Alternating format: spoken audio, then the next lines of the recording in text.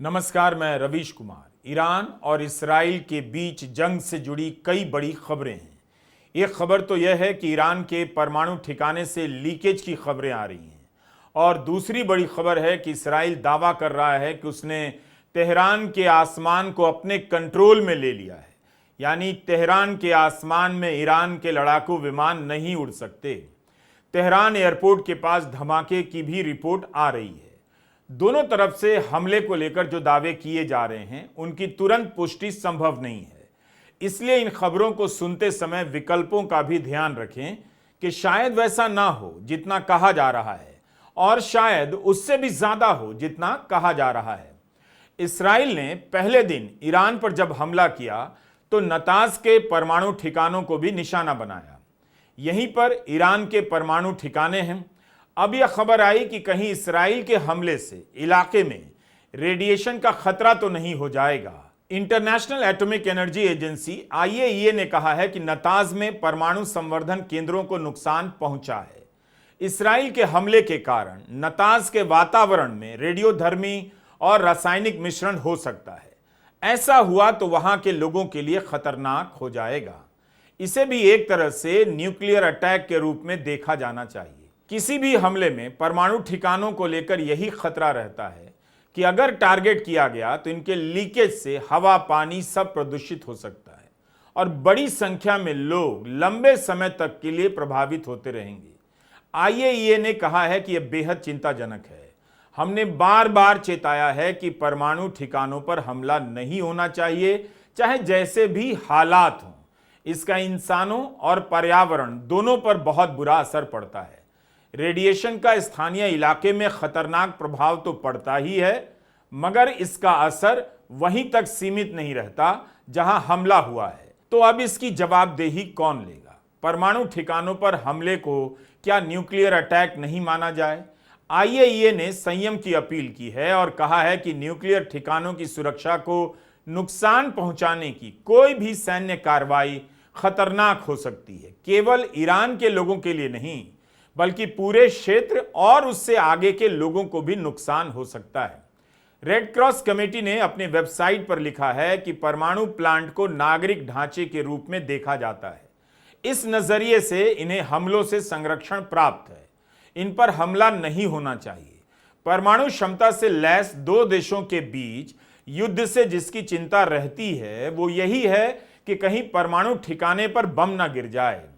तब फिर जो रेडिएशन होगा वो दूर दूर तक के लोगों के लिए खतरनाक हो सकता है। 1977 में जिनेवा कन्वेंशन के तहत आर्टिकल 56 स्वीकार किया गया। इसके तहत एक प्रोटोकॉल तय हुआ कि न्यूक्लियर प्लांट पर किसी भी सूरत में हमला नहीं होना चाहिए। ऐसे हमले खतरनाक हो सकते हैं। इस आर्टिकल का उल्लंघन युद्ध अपराध माना जा सकता है। तो अब क्या होगा? इसराइल इसकी जिम्मेदारी लेगा?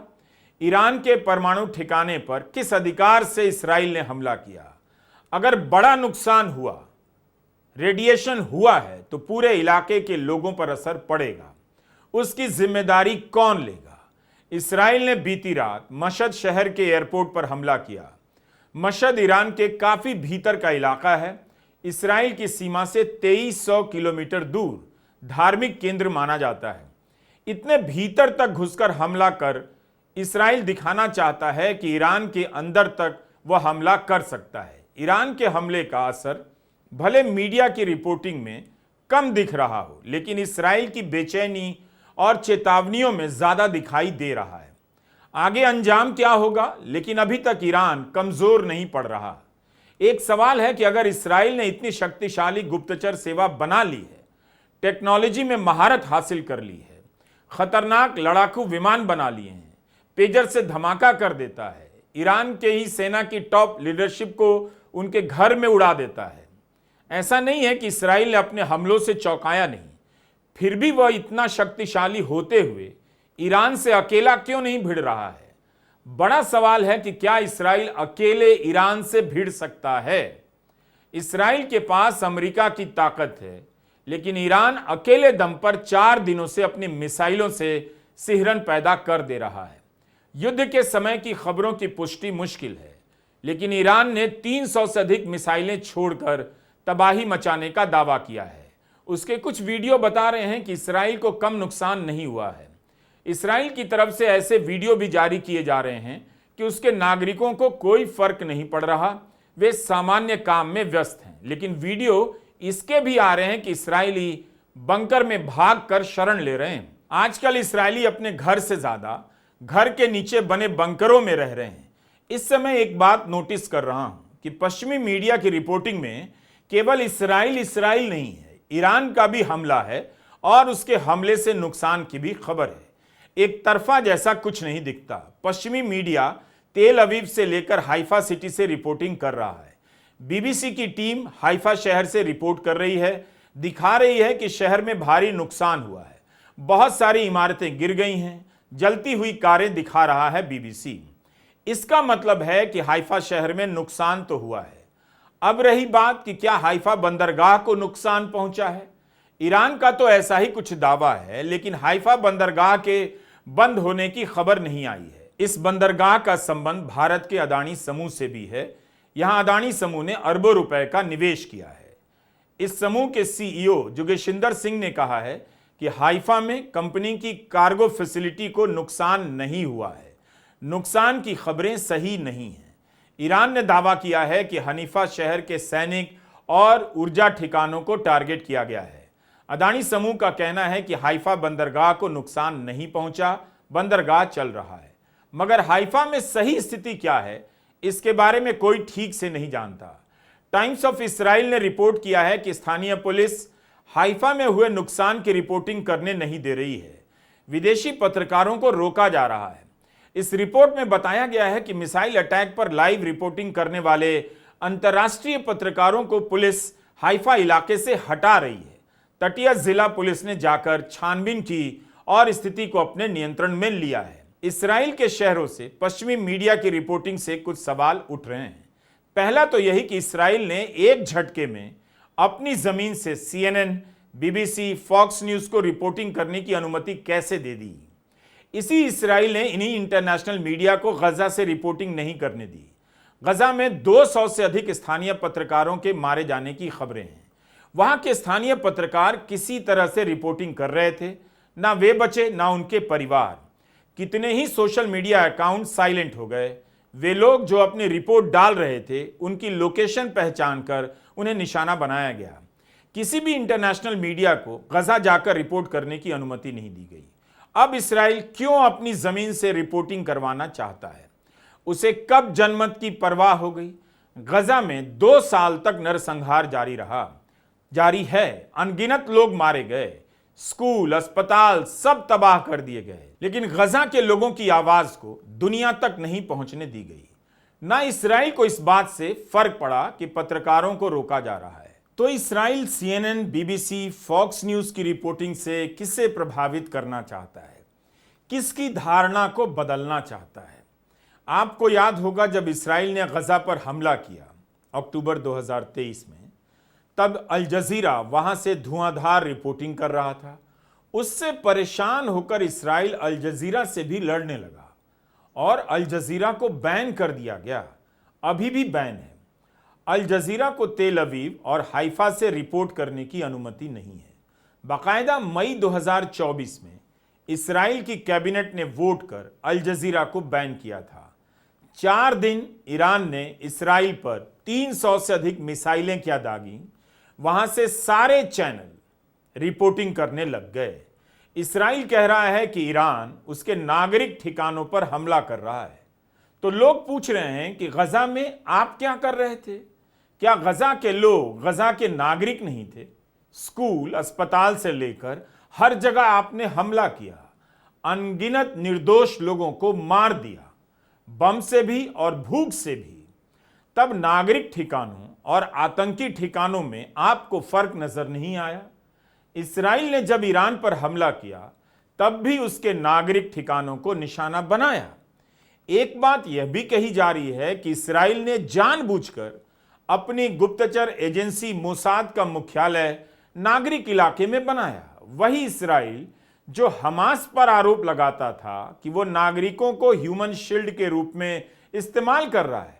इसका मतलब यह हुआ कि जब गजा पर बम गिराना था तब कहा कि नागरिक ठिकानों को टारगेट कर रहे हैं क्योंकि वहां आतंकवादी छिपे हैं। लोग सोशल मीडिया पर पुरानी रिपोर्ट डालकर दिखा रहे हैं कि कैसे इस्राइल ने लोगों की आबादी में घुसकर अपने ठिकाने बनाए।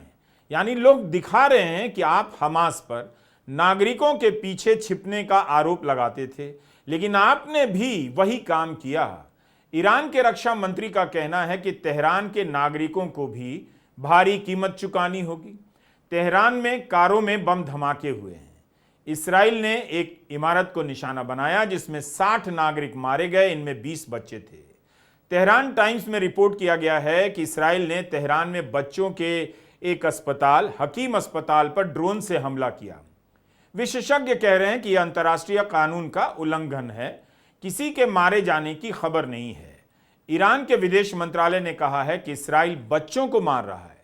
पिछले 3 दिनों में कई बच्चों को मारा है। इन खबरों की पुष्टि कैसे की जाए, मुश्किल काम है, लेकिन हमले की तस्वीरें बता रही हैं कि आम लोगों को निशाना बनाया जा रहा है। ईरान और इस्राइल दोनों ने रिहायशी इलाकों को टारगेट किया है। दोनों की लड़ाई ने सीमा पर युद्ध की समझ बदल दी है।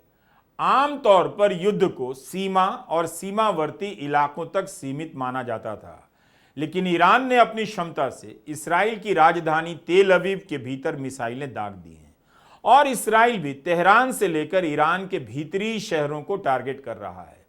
मतलब इस जंग में रिहायशी इलाके जंग के मैदान में बदल गए हैं। यही आने वाले समय में युद्ध का भविष्य होने जा रहा है। लड़ाई सीमा को लेकर होगी, मगर सीमा पर नहीं होगी। ईरान और इराक के भीतरी मोहल्ले में यह लड़ाई चल रही है। ईरान यह भी दावा कर रहा है कि अपने देश में सक्रिय मोसाद के 2 एजेंट को पकड़ा है। एक एजेंट इस्माइल फाखरी को फांसी दिए जाने की भी खबर है।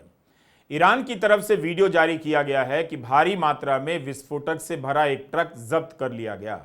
इस ट्रक से 23 ड्रोन बरामद हुए हैं। इसके पहले भी ईरान के भीतर मोसाद के एजेंटों के गिरफ्तार करने का दावा किया गया था। तो दोनों तरफ से ऐसे ऐसे दावे किए जा रहे हैं जैसे आज ही सब कुछ मिट गया है। इस्राइल का तेहरान पर कब्जा हो गया है और मानो ईरान का तेल अवीव पर। इस्राइल ने ईरान में तबाही मचाई होगी क्योंकि वह सक्षम है, उसके पास अमेरिका की ताकत भी है, लेकिन ईरान कैसे तबाही मचा रहा है, उसके पास क्या कुछ है, इसके बारे में ठीक ठीक जानकारी की घोर समस्या है। ईरान की सैन्य क्षमता के बारे में भी और उसकी मिसाइलों ने सैनिक ठिकानों को कितना नुकसान पहुंचाया है उसकी भी जानकारी कम है।